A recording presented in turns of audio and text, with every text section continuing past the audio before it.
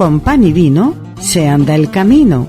Un programa dirigido por Nacho Coterón y Juan Gil, dedicado a la gastronomía, restaurantes, catas, vinos, cavas, bodegas, consejos y trucos. Pan y vino, todos los martes a las 13 horas y los sábados a las 9.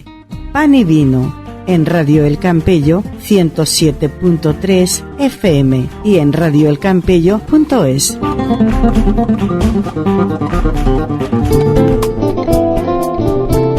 ¿Sabías que el cava más premiado de España es de nuestra tierra y se llama Tantum Ergo? Desde hace 2 décadas, la bodega Hispano-Suizas elabora en Requena sus cavas Tantum Ergo blanco y rosé, al estilo champán. Utilizan las variedades de origen francés Chardonnay y Pinot Noir, cultivadas en la meseta valenciana. La fermentación en barricas nuevas y una crianza de al menos 2 años los convierten en únicos. Son cavas elegantes, intensos, de burbuja fina y persistente, y con una presentación acorde al glamour que merece una botella de espumoso. Para las fiestas, pide Tantum Ergo, y para hacer inolvidable un agradecimiento, regala Tantum Ergo. Son de Requena. Son de Hispano-Suizas.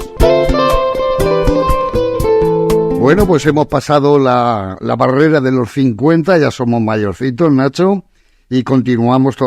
La semana que viene hacemos el año justo. ¿El año ya? Claro, 52 semanas. Dios un mío. añito. Estamos aprendiendo a hablar. 51 programas ya en pan y vino. Y esta semana entretenida, muy bonita, porque hablamos de...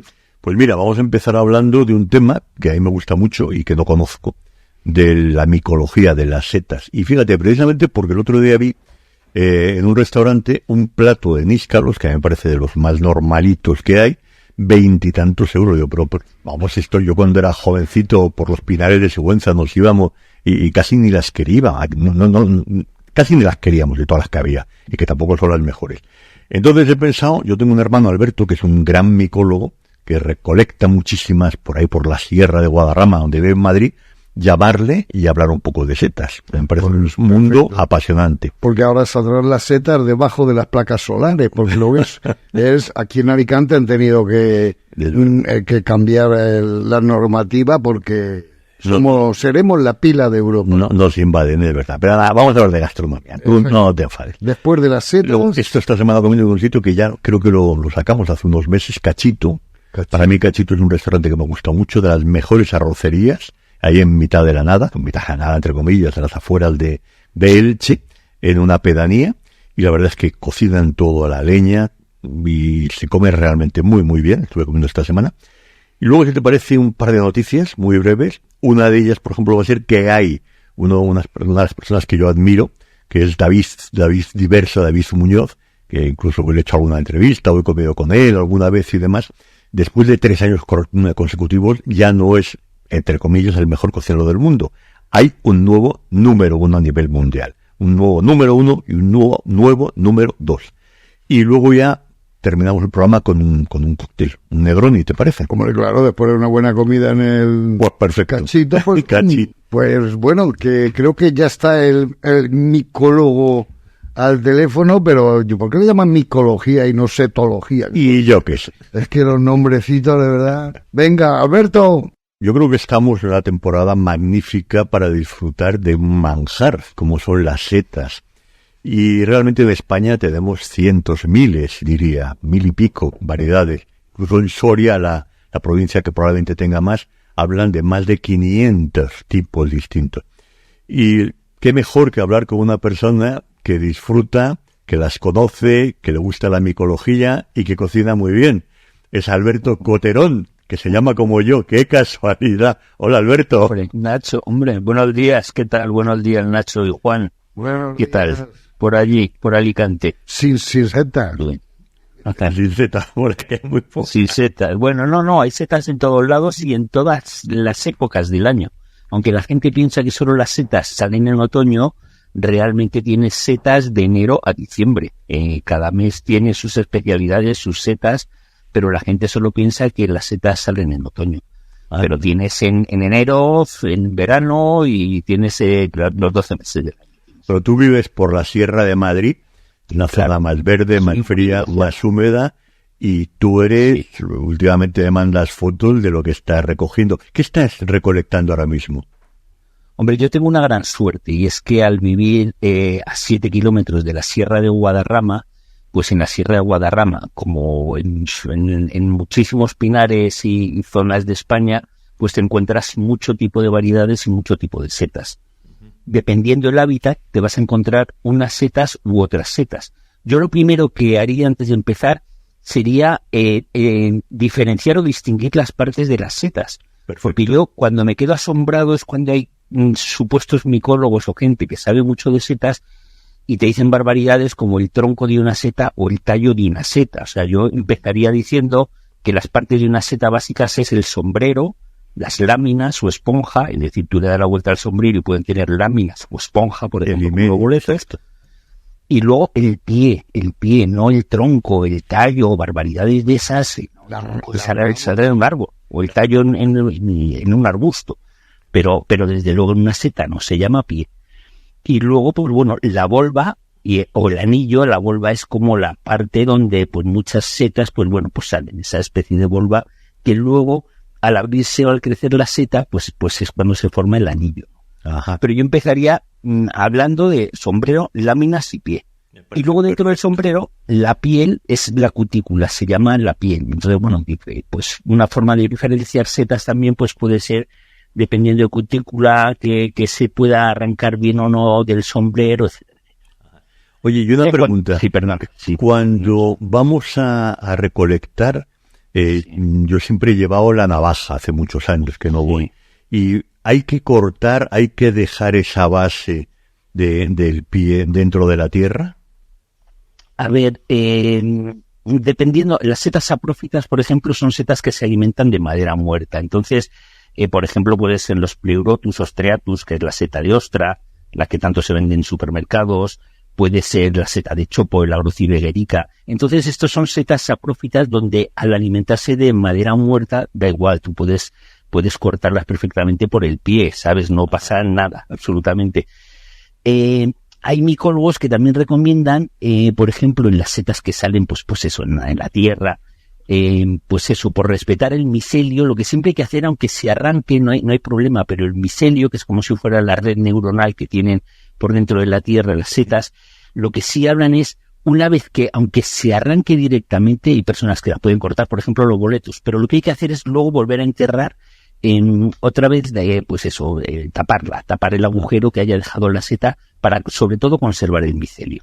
Porque normalmente, por ejemplo, el micelio, tú te encuentras corros, por ejemplo, de setas, los corros de brujas famosos, por ejemplo, en los prados, en las praderías, pues es que se llamaban corros de brujas por eso, porque de una noche a otra noche de repente te empiezan a salir corros pero puede ser de champiñones, de un montón de variedades, y eso es gracias al micelio. Entonces, el micelio que está por dentro, entonces directamente es una red neuronal, como si fuera, o los níscalos, etcétera. Entonces también una buena referencia donde encuentras uno, siempre buscar alrededor, porque vas a encontrar más por el micelio, ¿vale? Claro. Oye, las que conocemos todos, pues son el níscalo, la seta de cardo, los boletos de duli, pues la manita, por ejemplo, la cesárea, es decir, todas estas, ¿no? Realmente, ¿cuáles son las mejores? ¿Cuáles merece la pena? A ver, es que todo es muy relativo. Y como tú estabas hablando en la introducción, Nacho, perfectamente, en España solamente especies catalogadas hay más de 1.500 especies, ¿vale? En el mundo hay 25.000 especies de setas. Claro.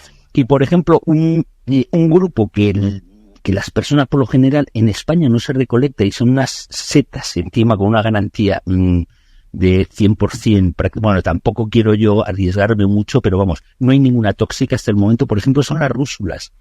Y las rúsulas son unas setas que hay más de 1.000 especies. En España hay como unas 300, 400 especies, y para diferenciar una rúsula tú coges el pie, por ejemplo, coges una seta, que son de estas que salen en los pinares, que tienen sombreros rojizos, pueden ser verdosos, amarillos, oscuros, es decir, dependiendo de la especie de las rúsulas, pero la diferencia de las rúsulas con respecto a las otras setas es que tú coges el pie, ¡pac!, lo partes y parte como tiza.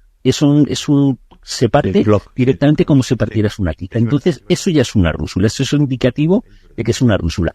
Y quitando la rúsula, por ejemplo, la emética, que es una rúsula donde yo muchas veces, por ejemplo, voy aquí a la Sierra de Guadarrama y si quieres, porque son todas comestibles, y de hecho eso, vos le haces un revuelto y le pones un poquito de coñac y tal, y te salen unas setas espectaculares que la gente no conoce, y por ejemplo en otros países de Europa sí se consume mucho, pero en España no hay costumbre de consumir las rúsulas.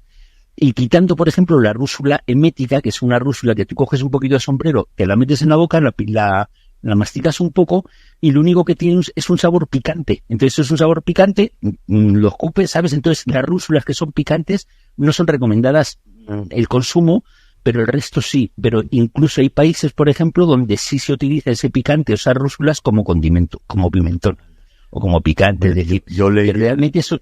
Perdón, sí, perdón. No, yo leía que realmente no hay setas tóxicas, pero que hay algunas que solamente te la puedes comer una vez, luego te has muerto. Efectivamente, son todas muy buenas. Lo que pasa es que hay algunas que te las comes, son todas comestibles, efectivamente, pero hay algunas que solo te las comes. Luego te mueres. Oye, y luego también lo que me preguntabas un poco, Nacho, dependiendo, por ejemplo, el tipo de hábitat, ¿sabes? Pues vamos a encontrar un tipo de setas otras. Por ejemplo, en prados, pues en prados, pues champiñones silvestres. El Agaricus campestris, por ejemplo, el arbensis. Estos tienen un fuerte olor a anís, que son, por ejemplo, las bolas de nieve, etcétera. Hay champiñones, están también el Vitorgis, etcétera. Hay muchos tipos de champiñones, pero sobre todo también advertir a las personas que vayan, por ejemplo, que no la conozcan, porque muchas de las intoxicaciones con los champiñones se confunden, por ejemplo, y hay un 60-70% de intoxicaciones porque la confunden, piensan que es un champiñón y resulta que es una manita verna, o es una manita mortal, ¿no? Como puede ser una faloides de pequeña. ¿Pero por qué? Porque ven que tiene un sombrerito blanco, que tiene el pie blanco, pero hay una gran diferencia. Tú coges un champiñón y tú le das la vuelta y las láminas son siempre, te vas a un supermercado, son rosáceas, cuando son más mayores los champiñones son oscuros.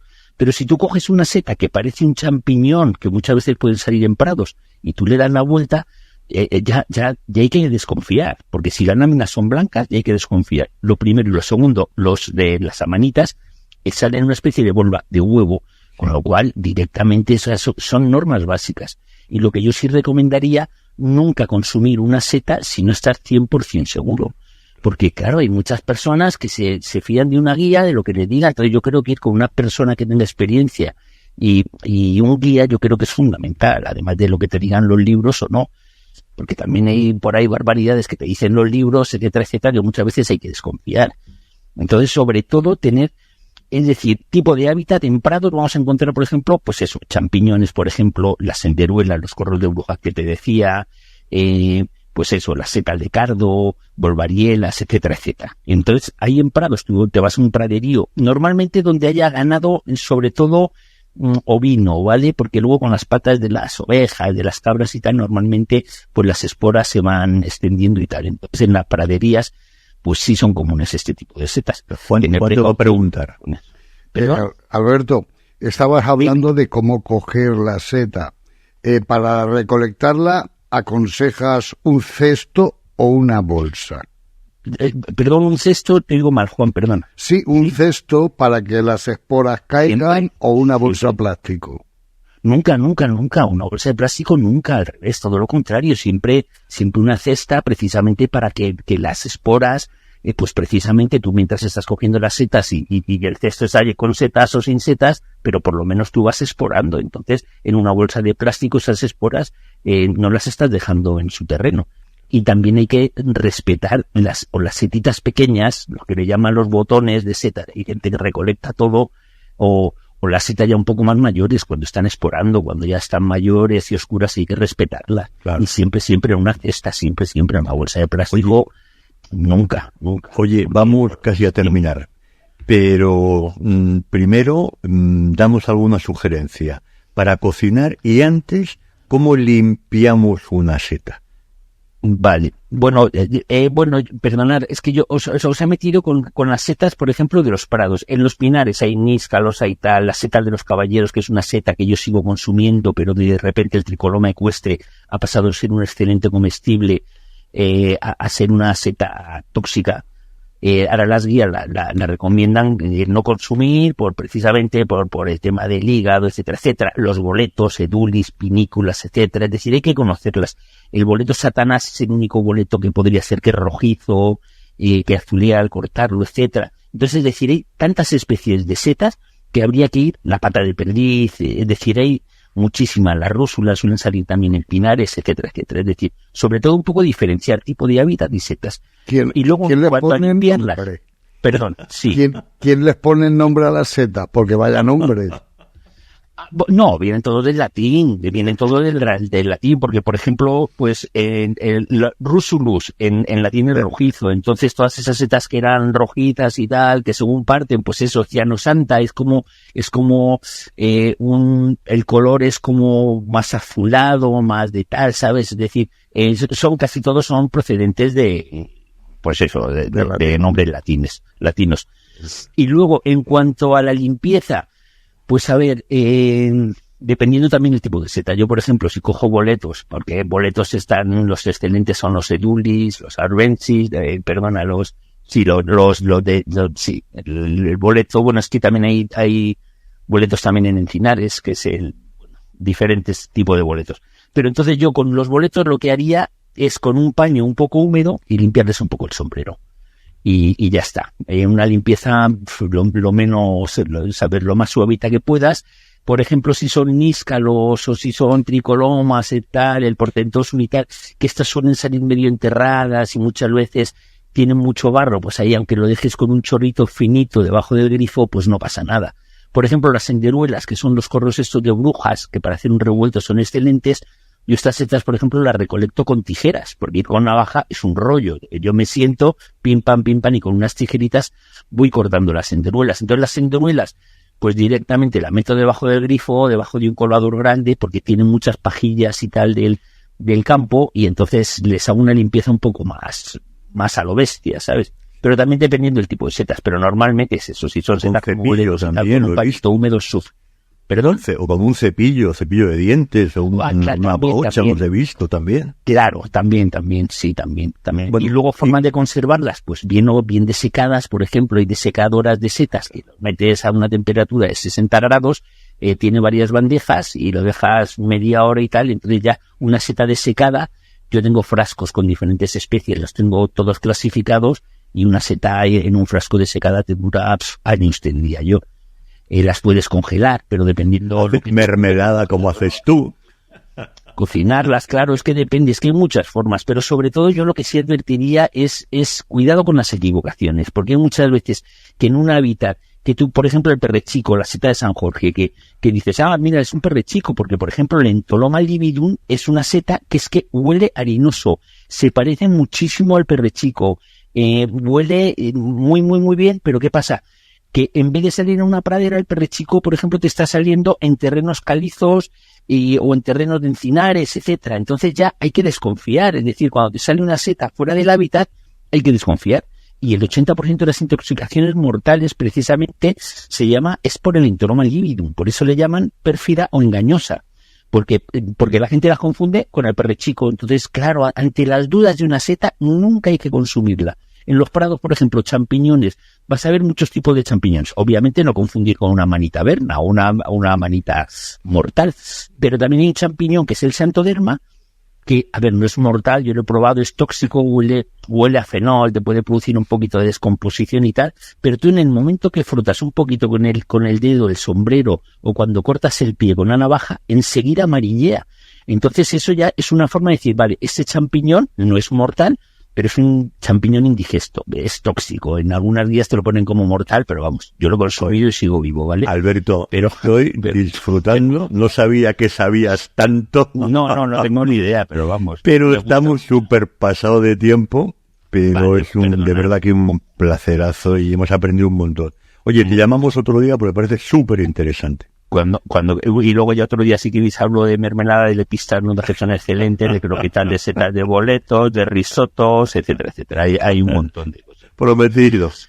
Venga. Muchísimas gracias por contar conmigo y cuando queráis estoy a vuestra disposición. Juan y Nacho. Gracias. Bien, muchísimas gracias. Un fuerte abrazo. Buen fin de semana. Gracias. Realmente. Restaurante Els Bessons, un clásico en el Campello. Comida mediterránea, casera y marinera.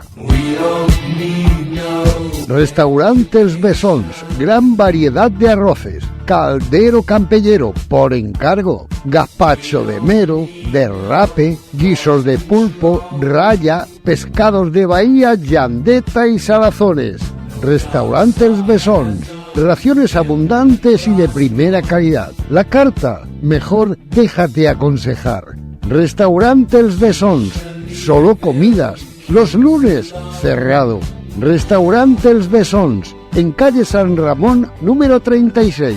Reservas al 965-631292. En el Campello, Restaurante Els Bessons. Oye, Alberto es un figura en esto de las setas. Sabe mucho, de verdad, de verdad. Y cuando viene para aquí, para casa, siempre me trae alguna. O sea que, Pues la verdad es que le llamaremos más.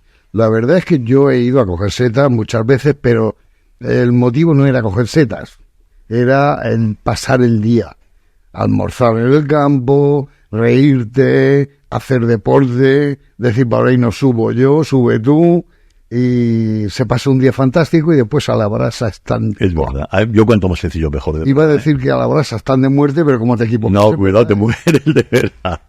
Bueno, entonces nos vamos ahora a comer. Vamos a comer. Pues mira, a mí es un sitio que le tengo mucho cariño. Cachito es una antigua venta de carretera. Sigue manteniendo la barra. De hecho, estuve esperando, comí con un matrimonio amigo, hablando de placas solares. Me estuvo dando consejos para el de mi casa, de verdad, te lo prometo que no está preparado. Quique Pinto. Somos amigos de la Panda de Sigüenza. Él ha sido jubilado ahora. Ingeniero jefe de mantenimiento de la Hidro. Él es ingeniero industrial. Y me estuvo preguntando por las placas que yo puse hace año y pico. Le digo, pues estoy muy contento porque me costó... Vamos a hablar del cachito. Ya. Pero entonces me dijo, hay una cosa muy importante, que es la limpieza, amigo, la limpieza de mano, la limpieza de todo, la limpieza de placas solares. Bueno, pues estuvimos comiendo ahí, les encantó, por cierto. Es un restaurante que tiene cerca de los 100 años, es la cuarta generación, 90 y tantos años me parece que tiene. La cuarta generación, que son dos mujeres fantásticas, muy jovencitas, Noelia y Lidia. Lidia fue alumna mía hace tiempo de un tema de vinos. Noelia es una referencia también como cocinera. Y la verdad es que es un sitio que cada vez que vamos disfrutamos. Tienes el comedor, tienes también terraza, tienes un comedor, seguramente a la mano izquierda, muy bien montado, manteles blancos, la verdad es que muy agradable. Tela, mantel y servilleta de tela. Tela, y simplemente como te ponen la paella encima, te ponen primero un papel blanco igual y luego te lo retiran. Es decir, tienes el mantel blanco, sí, y luego tienes una especie de cubre de papel para no mancharlo. Te lo quitas. Una estera gorda. Exacto, y luego, perfecto, y la bandeja grande. ¿Y comías en paella tú? Yo comí en paella. Hombre, ahí hay que meter el tenedor cuchara especial ese de las paellas. Pero tú, don Nacho... No, pues a mí me gusta, a mí y la tradición es fundamental. Y además, bueno, es un sitio que tiene una muy buena carta de vinos. Fíjate, me decía, Nacho, tal, he metido tal... Y son 60, 70 referencias, un precio que me parece muy justo. Nosotros, por ejemplo, fíjate, servido por copas, que me parece perfecto, amigos de restaurantes, tomad nota si os apetece. Si os parece buena idea, el Magnum es para mí la perfecta, sí. 1,5 litros. Y tanto el blanco como un tinto que pedimos, el canalla es un vino de rueda, un verdejo, muy bueno. Y luego un muga, fíjate, un muga tan tradicional, también de Magnum, a un precio muy sensato, de verdad, un precio muy equilibrado. Tomamos un par de copas y demás. ¿Qué se puede pedir? Pues cualquier cosa a la brasa está bueno. De unas carnes, evidentemente. Pedimos un calamar de potera, trinchado delante tuyo en la mesa y hecho a la brasa, es una maravilla, una buena ensalada. Una pregunta, perdón que te interrumpa porque me voy a quedar con la manía, que está muy bien el vino por copas. Pero a mí pido un buen vino y me vienen con una botella abierta y no sé. O tiene mucha confianza en el restaurante o yo no lo quiero. El descorche es distinto. Evidentemente estoy de acuerdo contigo, pero no. Yo, por ejemplo, he catado Petrus Estamos hablando... Yo me de Petru, me lo bebo y me están metiendo un tío en la bota y me lo traen. No, hombre, no, vamos a ver, la confianza es fundamental. Hay un sistema de conservación, por vacío, por frío, por hacer un semivacío con la bombita. Claro, simplemente hacer el tapón, el tapón ese que hay especial, que es una especie de bomba inversa.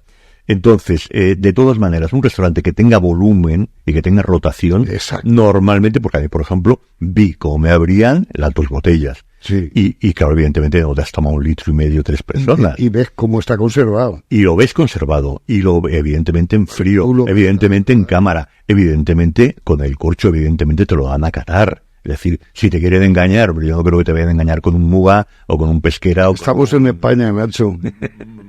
Yo personalmente, me fío mucho de, en general, un profesional que tiene estos vinos, cuando tiene un vino con una personalidad, un vino que tiene una carta que tiene 70, 80, 90 referencias. Sí. Mira, ahora por ejemplo me decía que se iba a las bodegas Juan Gilio, hombre, recuerdo, tal, no sé qué, yo estaba allí, ahora se iba, anda, mira, está Muga, claro, yo conozco esa cine, está con Jorge Muga, está con no sé quién, y es decir, ese disfrute de una persona que conoce... No lo va a hacer, eso te lo garantizo. Además, con una categoría, un restaurante tiene que mantener esa categoría. Por una tontería. Efectivamente, hay un nivel alto también de cliente. Y la comida, que el comercio. La comida muy bien, fíjate, ya te digo, un tomate, además ellos tienen 2 huertos ecológicos, uno delante y uno detrás, dependiendo de la temporada, van dejando descansar la tierra, el tema edafológico, digamos, y van rotando. Tienen un tomate fantástico, un dulce que sabía a tomate, lo que recordamos de tomate, con capellanes, como siempre, con el capellán, quemadito, exacto. El calamar fantástico, y luego me ofreció, que hacía mucho que no lo tomaba, de hecho yo lo recuerdo haberlo tomado en la bodega Enrique Mendoza, por la madre de Pepi y de Julián, que un par de veces nos invitó hace años a probarlo, que es el arroz ella lo hacía de pieles de bacalao, y aquí lo tiene el helado de cebolla y bacalao. El arroz de cebolla y bacalao. Es que estoy pensando en el helado de turrón que tomamos luego. Y la verdad es que está finito, perfecto, hecho a la leña de verdad, y de verdad que es un lujo.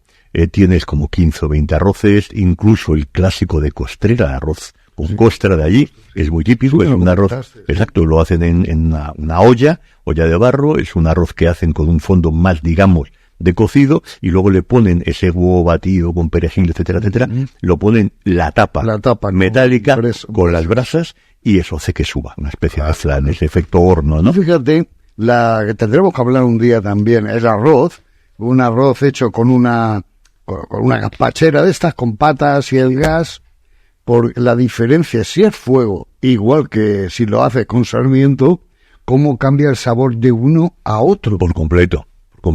De uno a otro, fíjate, es el humo que se integra. Es el humo, es el carro, evidentemente. Sí, bueno, yo hago al horno y pongo una rama verde de romero, por ejemplo, para hacer cordero. Yo también. Sin quemar la rama, simplemente el calor que tira humo, sal verde, y cambia de la noche al día. Yo, por ejemplo, la barbacoa de casa, yo tengo siempre leña debajo, leña de olivo, leña de lo que tenga, siempre aparte suelo encender, la verdad, con carbón, y luego le meto un par de troncos buenos que se vaya consumiendo, y ya cuando tiene las brasas, entonces haces una parrilla de lujo. Bueno, para más, fíjate, hay un tema que yo no es muy habitual, pero yo tengo la verdad es que tengo confianza con Lidia y con Noelia, y siempre después de comer, cuando voy, pues 1 o 2 veces al año, me gusta, sobre todo si voy con algún amigo que no lo conozca, es pedirles permiso para entrar en su cocina. Tiene una cocina grande y tienen como una brasa, digamos, de por lo menos 6, 7, 8 metros, encendida con 8 o 10 paellas grandes, y la tienen solamente ahí, y luego tienen otra para el pescado o para la costrera. Es decir, y tú ves que tienes el fuego encendido, que lo están manteniendo, ves la honestidad, ves cómo te preparan los fondos, que no hay nada de polvos, que no hay nada artificial, que yo los he visto, vamos, que yo estuve hace unos días, como deben hacer. Claro, sí. Entonces, para mí, y me parece un precio justo, mira, nosotros pagamos con los vinos, con una cerveza, con esta comida, y luego nos tomamos un helado para compartir, de turrón muy bueno, por cierto, y unos cafés, pagamos unos 40 euros por persona. Me parece absolutamente... ¿Y dónde está? ¿En Elche? ¿Un camino que hay? O un camino. Bueno, buscas en el... No me digas. Ponte GPS. A mí no me digas, el poder del GPS, Cachito. Yo creo que va, la salida que va hacia Santa Poa, hacia abajo, hacia Guardamar o hacia Santa Poa, yo que sé, para abajo. Según sales para abajo. Pues ahora después de hasta con helado de turrón, ¿qué te parece si me preparas un Negroni? Venga, vale, te lo preparo. Restaurante La Cava Aragonesa, una referencia en Benidorm desde 1980. 100 metros de barra de tapas clásicas, arroces, jamones ibéricos, magnífica selección de vinos, menú diario, gran terraza con precios justos. Restaurante La Cava Aragonesa. Estamos en Plaza de la Constitución número 2 de Benidorm. Más información y reservas al 966 80 1206. Restaurante La Cava Aragonesa.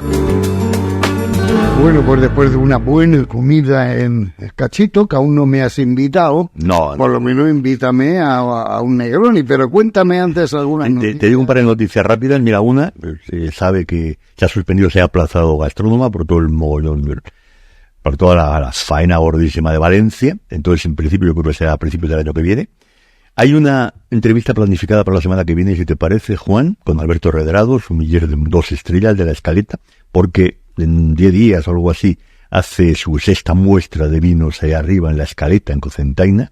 Yo repito, magnífico, 2 estrellas Michelin. Se acaba de celebrar creo que la 6ª edición del concurso de mejor de 50 Best Restaurants, no sé qué más. ¿Cómo domina? No, es que no lo sé exactamente cómo lo pone. Ha sido los mejores 5 restaurantes del mundo, ha sido en Beirut. Y fíjate, es muy curioso porque las 3 anteriores ediciones ha sido David Muñoz, de Diverso, yo le conozco, he estado con él algunas veces. Yo no quiero conocerlo. Y ya, pero bueno, entonces, ahora mismo el número 1 del mundo, según esta clasificación, es una persona que es de Dinamarca también, que es Rasmus Munk. Es muy difícil. El danés también lo maneja bien. El danés no lo manejo para nada.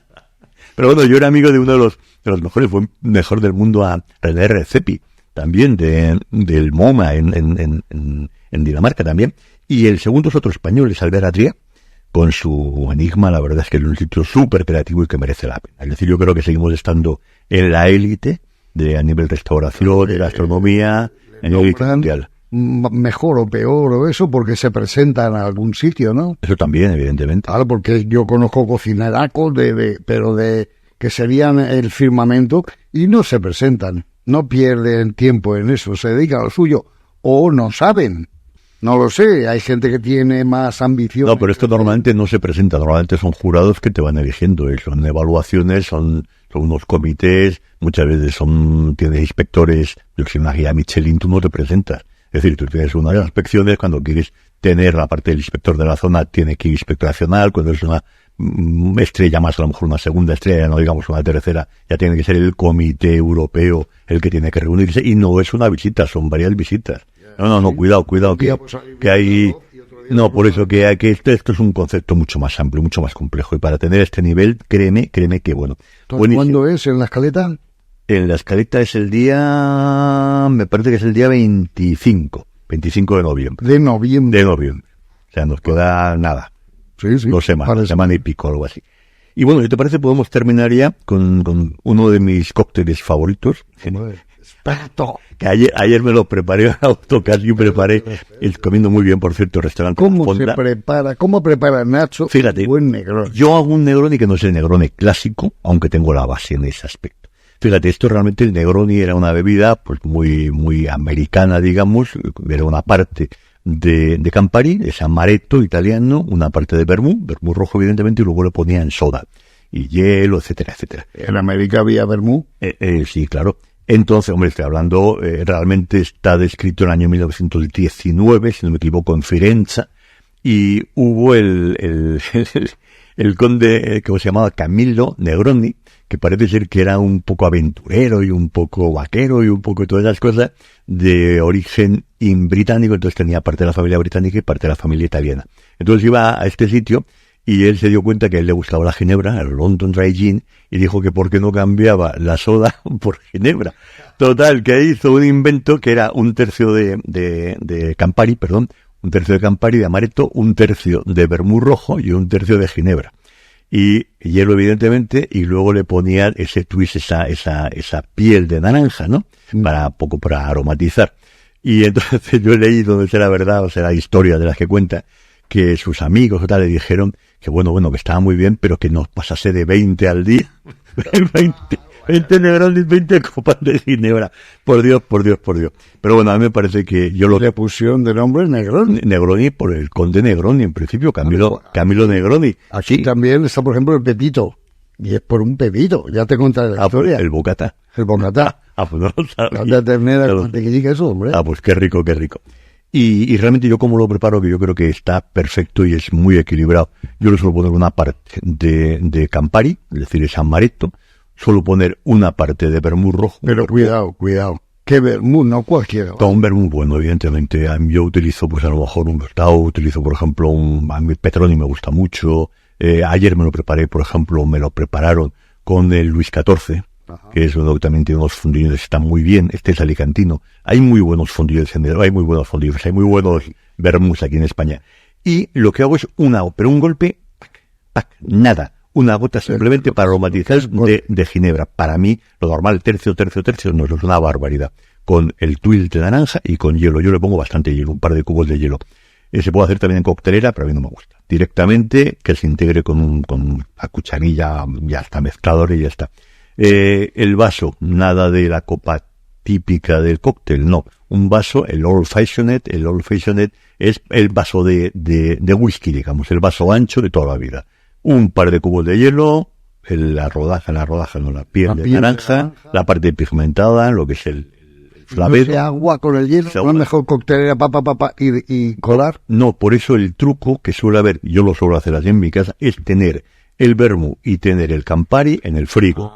Yo eso lo suelo hacer habitualmente. Vale. Por eso hay gente que hace la coctelera, pone la mezcla, pero es que ya le estás metiendo agua. Ya le estás metiendo ese agua que estás derritiendo de los cubos de hielo y luego lo pones con más hielo. Con lo cual yo creo que lo mejor es si tienes, y además la medida. Con el jigger, yo suelo hacerlo con un jigger, que es el medidor, y déjate, la verdad es que para mí es un aperitivo, es un amaretto perfecto, y incluso hay gente que a última hora de la noche se toma uno. La verdad es que sienta muy bien, el vermú. Pero como lo hace Nacho, un golpe de ginebra. Muy equilibrado, de verdad, no se puede meter un tercio de ginebra, es una locura.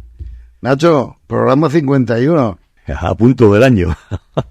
La semana que viene más, señores. Adiós, amigos. Con pan y vino se anda el camino.